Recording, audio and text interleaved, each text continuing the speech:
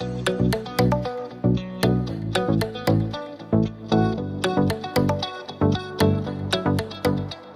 of the challenges of art galleries, from my point of view as an artist or observing artists, is that art galleries only have limited places, right? I don't know if anyone here runs a gallery, you could tell me, but my guess is you can put 5 or 10 artists in a gallery every year. Maybe it's 20, but even so it's limited.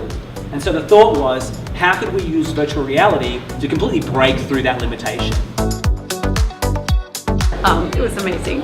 Even though you're standing still, I felt like I was moving.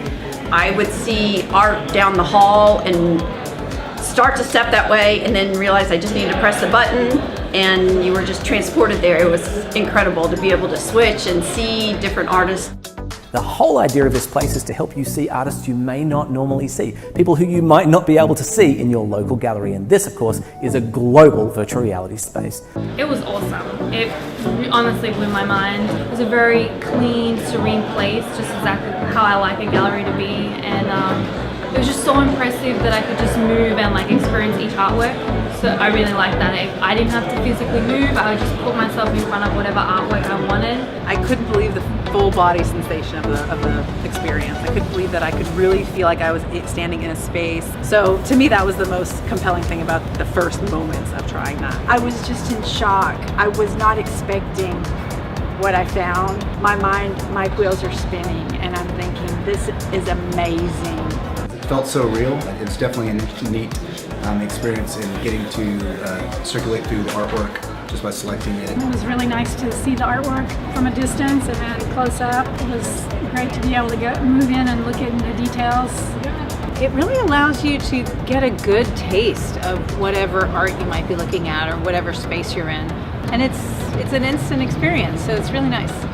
Very cool. So you go into this virtual reality space and to know that it's interactive and you can play with the things on the wall and you can change, click the buttons and move around yourself, choose your own space within that space. It's very interesting technology.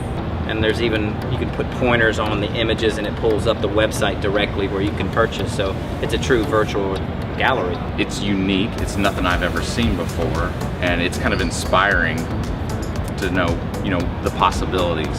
I immediately thought it had endless possibilities for purchasing online, people basically taking that step to liking something in virtual and taking that next step and bringing it into their home, an actual print or a piece that they have found. Most of the stuff that I do, and I'm sure my generation does, is all digital and online.